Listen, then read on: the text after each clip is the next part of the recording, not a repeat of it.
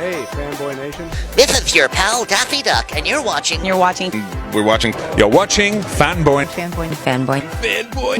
fanboy, etc. Fanboy Nation. Dot, I assume Tom. This is probably one of the few science fiction films that I've seen at the Newport Beach Film Festival, with two showings on Friday, October 18th at 8:15 p.m. at Big Newport 6 and Tuesday, October 22nd at 5 p.m.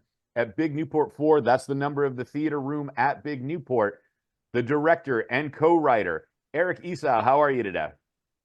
Doing very good. Thank you so much for having me. Listen, man, fantastic film. I can see the influences of classic sci-fi in this. Time travel, wormholes, aspects of,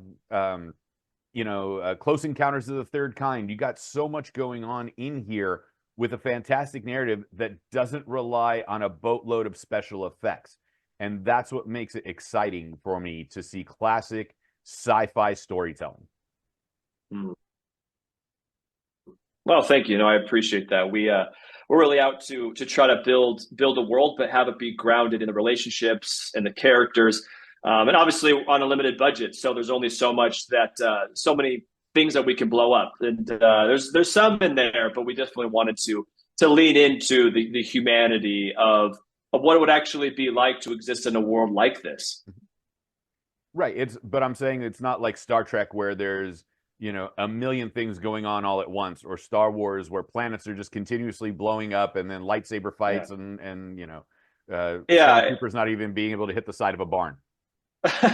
Totally. It's very much a sci-fi drama, and leading into the drama of the characters and of their struggles and how they're wrestling in a cosmic situation, but very much also a domestic situation. And there's the family unit to us is really meaningful, and is really important. And you have James, who is our lead, who is someone who is part of this ancient race of, we call them shepherds, and they're beings that have been called to protect Earth, even if it means sacrificing their lives to do so. But he also has chosen to leave that life and to live this now beautiful life with his wife and his son, and this beautiful, we say, borderline Rockwellian town. We shot that in the Seaside, Washington State. And, his life, yes, it gets turned upside down when this planet appears in the sky on a collision course for Earth, but also gets turned upside down when his wife relapses into an old addiction.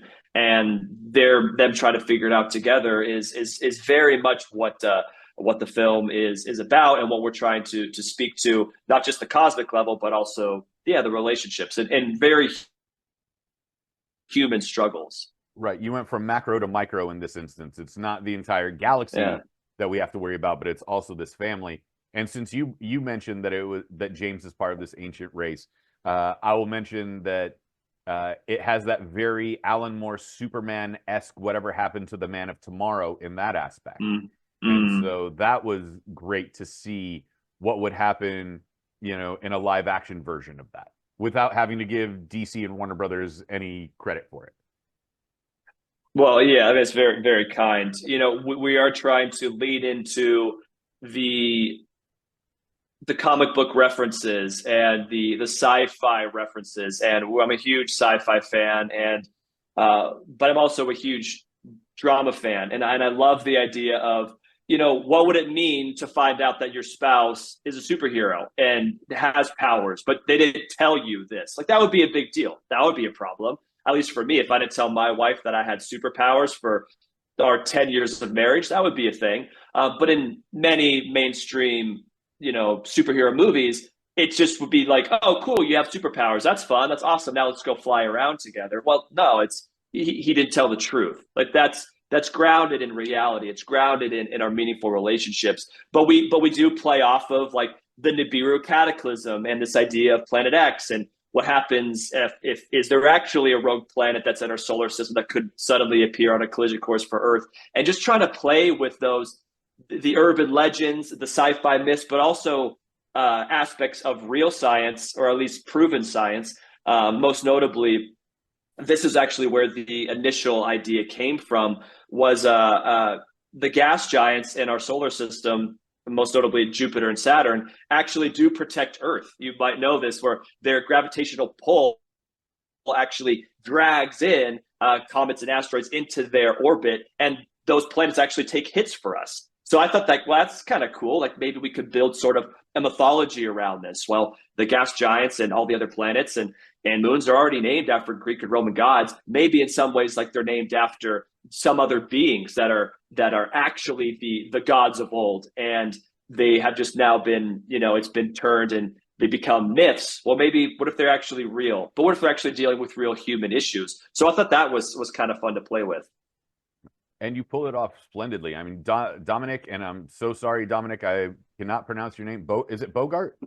Like Bogart, like Humphrey. Yep. Okay, I was going to say that. So Dominic Bogart is fantastic in this. Percy Dalton, Mark Risman as Titan is fantastic. Yeah. Like, you have an incredible cast of actors that were able to pull off these roles in an independent film that didn't come across as something that wasn't believable. You use science fact to enhance the science fiction, which doesn't seem to happen anymore because everyone keeps breaking the laws of physics. yeah. Thank you. The laws of physics were. I feel like they matter. Obviously they matter for us, but they matter in story. If something feels grounded in reality, then it will just feel more real and feel more relatable. And we do have a wormhole, and how you could theoretically create a time machine from that wormhole is rooted in real physics. And that was really fun to explore, not to get too caught up into it and have that be the main thing, but have that be rooted in, well, this is possible. All this is theoretically plausible, and we do exist in a universe where all this could happen. Right.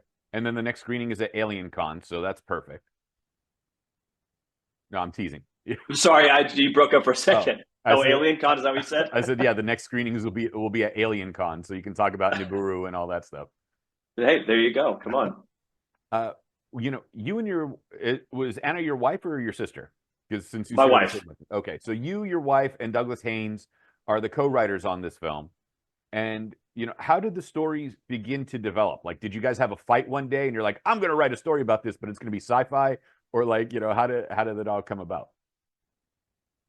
No, it was very much built in stages. I had this idea of this myth and wanted to explore some things that have been in my life and my family, and dealing with some of those struggles, and trying to put those together in a grounded sci-fi drama. So I wrote the story, I wrote the script, and did several drafts. And then I showed my wife, Anna, who then she went through it all, and we did our own passes together of a few. And then Douglas came in and we all did it together. So it was very much like started here and just kept getting built and tighter and tighter and tighter. So it was a really cool process to see how it could all get shaped, and how we all spoke into it, and how we can make something together, also understanding our budgetary limitations. And sometimes those limits are actually really helpful for you to make something, instead of it being the problem being solved with some huge visual effect. The problem is solved by the characters in those moments together. It was a cool challenge, and I'm excited with how it turned out. Listen, I'm thrilled for you. The way it's developed. Like, hopefully have you guys found distribution for this yet, or no? We're still looking. Let us know if you have any connections with any folks, because we're still hunting for it. I'll look for it, but like I could see this landing with A24 or Neon. Come on, bro. Let's say it. Yeah, I believe. Yeah, well, because the style of the filmmaking is very much A24 and Neon style in its delivery. And those two film houses, like, those guys are flying under the radar, but they're blowing everything up. And especially A24 in the last few years with continuously winning Oscars. So, look, you're speaking beautiful words, and I embrace them. Well, I thank you for that. This is also the West Coast premiere. Where was the world premiere? We had our world premiere at Richmond a few weeks ago. And it was just such a beautiful time there. And then we were just at the Heartland International Film Festival in Indianapolis. We were just at the Boise Film Festival, and now we're going to be with you in Newport. So it's been a really fun time to be able to share the film with folks around the country. Yeah, Newport is celebrating its 25th anniversary. To be a part of a quarter of a century of Awesome. Newport Beach's film festival, you know, it's got to be exciting when it's a milestone festival and they're just like, "Yep, we loved your film. Come on over." Well, it means the world. You know, you just never know if what you're making is ever going to see the light of day. You know, we're just iterating on this film that's in a hard drive for years, and you just hope that an audience will see it, will understand it, will connect with it. And we just, you know, we blasted out to a bunch of different film festivals, and I'm just so blessed that the Newport Film Festival accepted us and liked us, and we just can't wait to share it with folks in that area.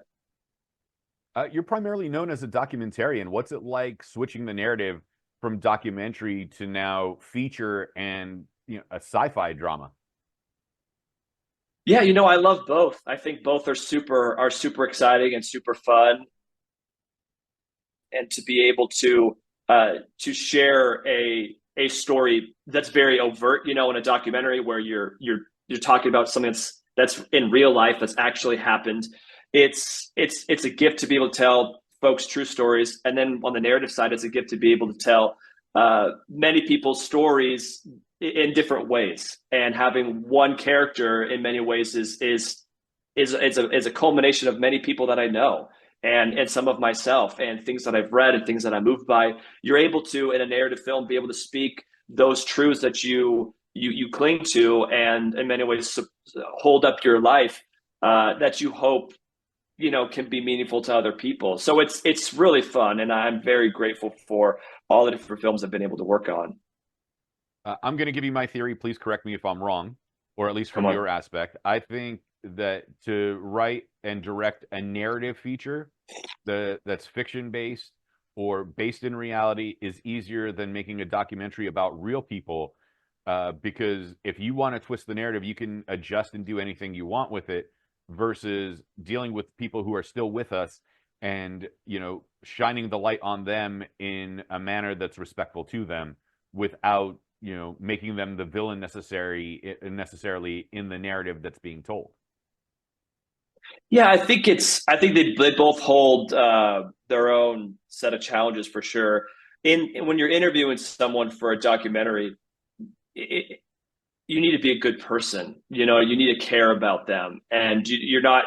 At least for me, I'm never trying to pull the rug out of someone or trying to make them something that they're not, but just to capture their story in its raw, truthful state, and not manipulate anything, but just to see where it goes and see where it leads. So the editorial process of a documentary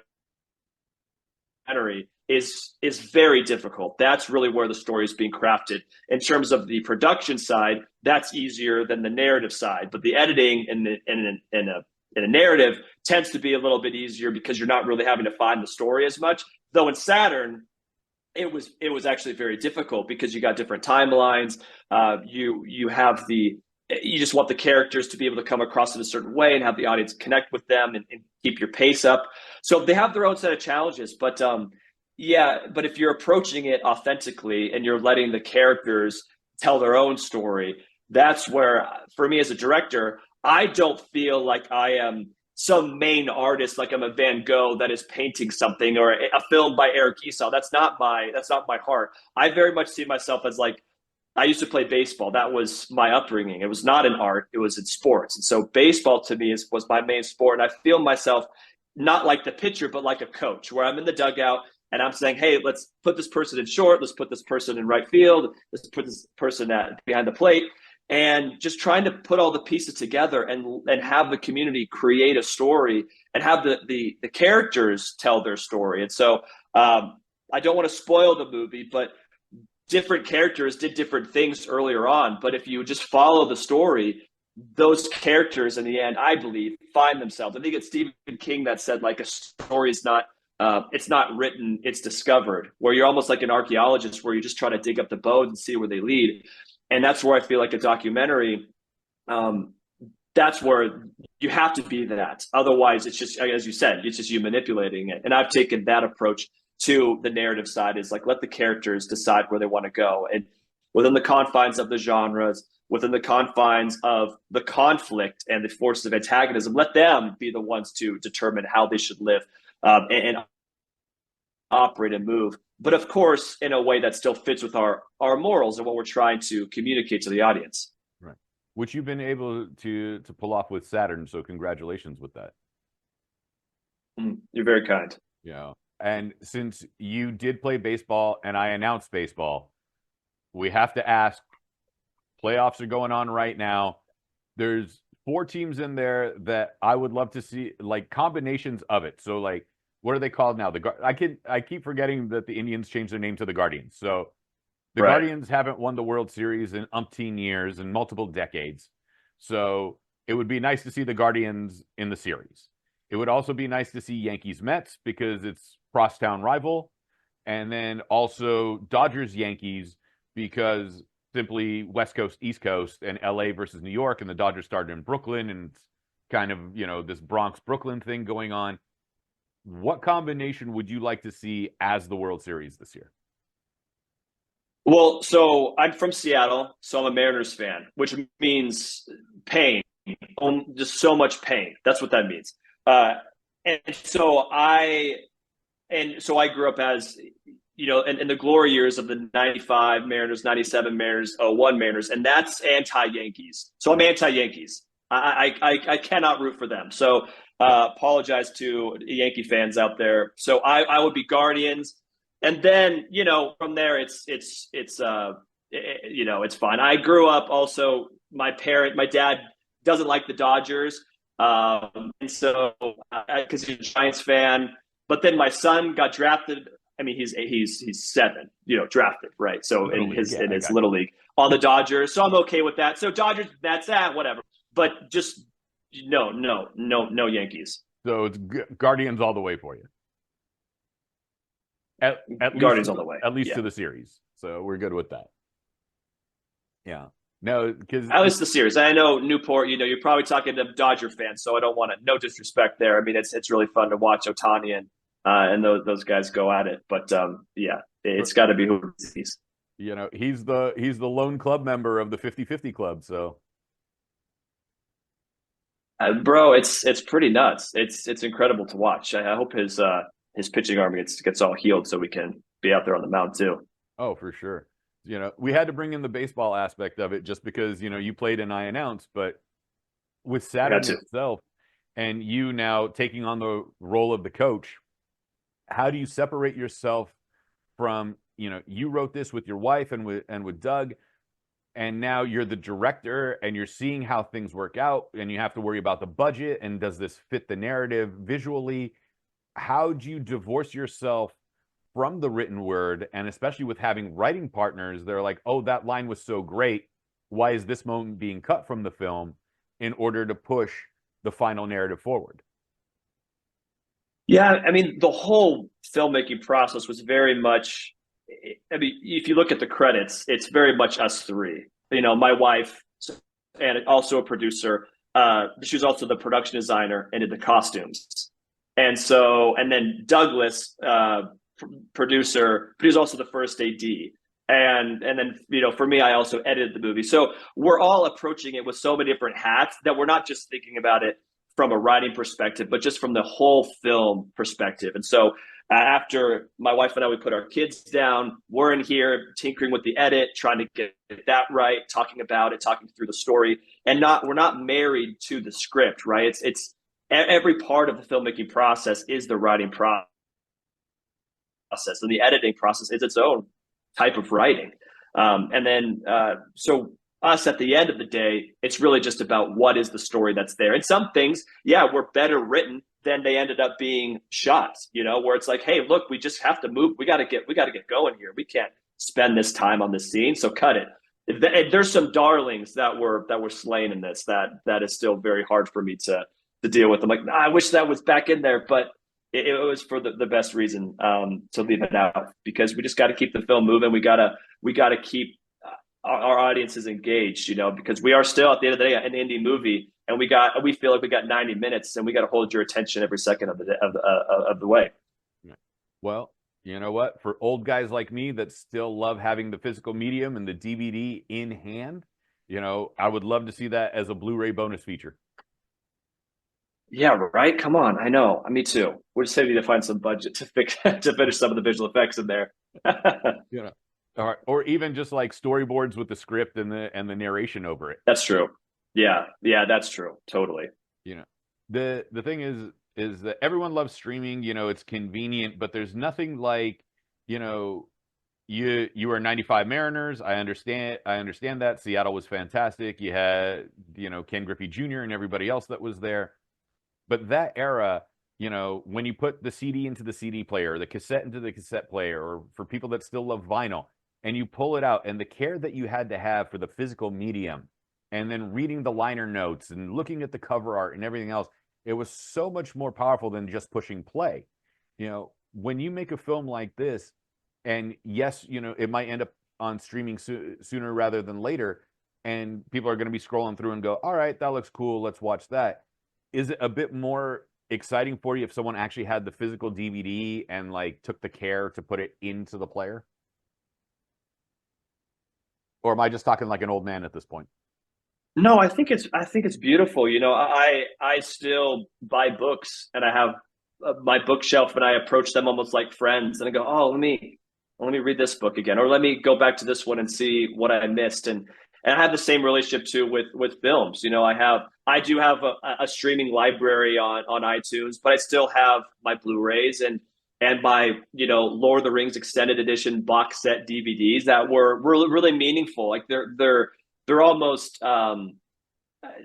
they're like relics of my childhood that I constantly go back to and remember fondly. And I do think that there is something to, I'm going to hold this and I'm going to put this in, I'm going to watch it, instead of just being able to click play and then just let something play in the background. There's a thoughtfulness that's there. So I do think the physical medium is really important. And yeah, I love that you still do that. Do you still have a big collection? I do. Or do you have a big collection? Well, to me, it's like, when you go to somebody's house and you can just scroll through their movie library or through their bookshelf, like you get an idea of the psyche of the person with what they've read and what they're currently reading. So, it almost as if it's a shorthand and you get to know somebody quicker. Yeah, you're totally right. Yeah. Yeah. You know what kind of person you are if you have all Lord of the Rings, and then you got a bunch of rom-coms. And whereas me, I have my library is all over the place. I love rom-coms. I love Lord of the Rings. I love fantasies. I love sci-fi. I get scared. So there's some horror that I like, but I'm like, ugh, I don't know.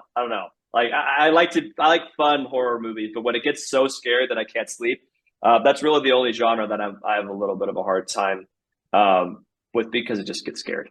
Which is why I haven't watched the third Terrifier. I haven't seen the first two. Yeah. That seems. Yeah, like after I saw the trailer, I think I'm going to miss this one. Look, a buddy of mine, he's actually a fantastic editor. He's editing a documentary I'm doing right now, and he's a huge horror fan. And he just tells me these stories. I'm like, bro, you can't even tell them to me. I'm getting scared just listening to you.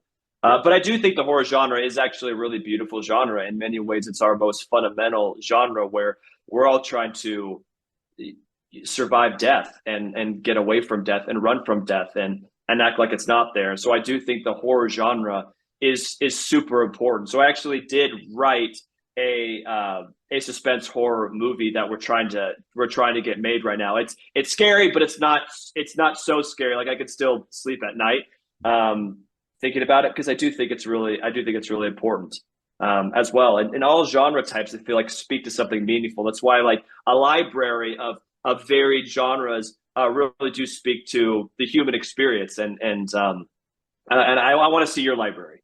Right. Well, it's all over the place. There's animation, there's drama, there's live action, there's superhero films, there's comedies, there's international films. It's all over the place.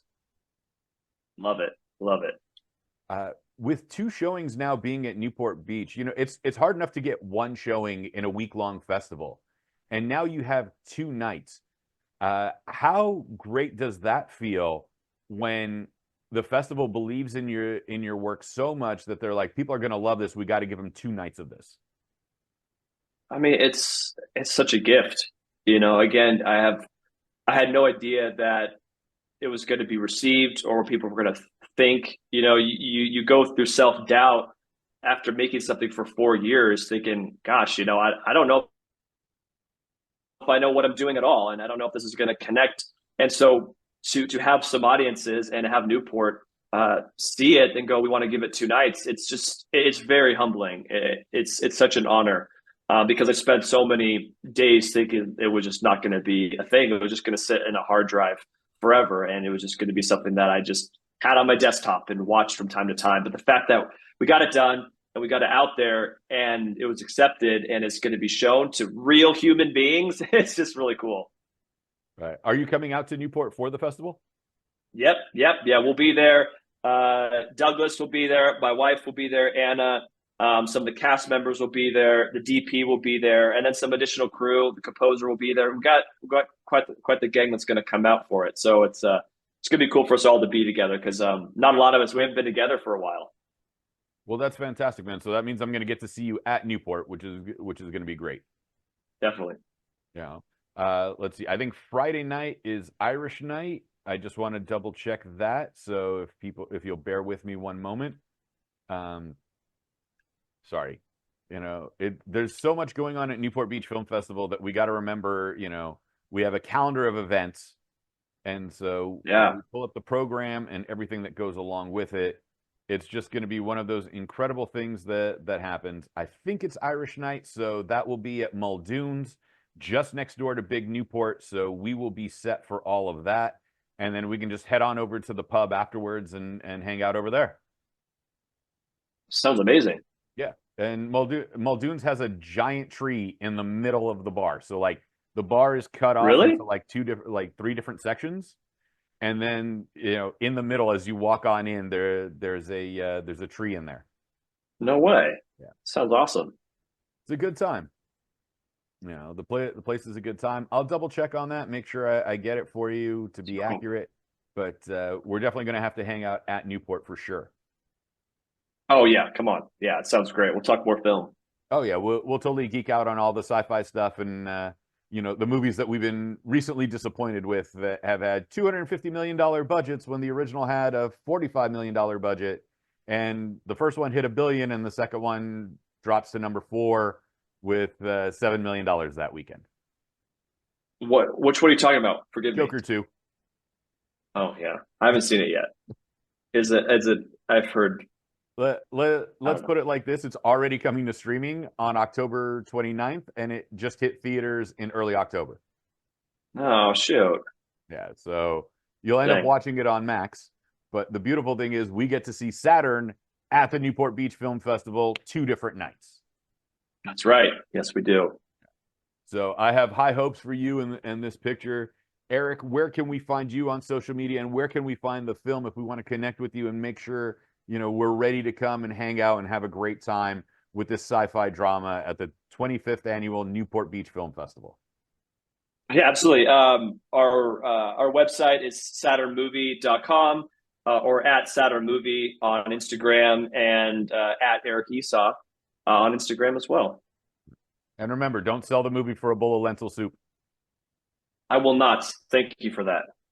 I will definitely not. Yeah, we're really pleased, man, and I'm very grateful for you having us on here, and just a chance to be able to represent the film and be able to have it in Newport and have you interested in it and you actually watching it. It's honestly such a gift for someone to say. I asked you before the interview, have you watched it? And you're like, yeah. I'm like, oh, you did? Like, that's just it's so exciting because it's for so long no one had seen it, and so. For you have seen it and to have enjoyed it means a lot. So I thank you for that.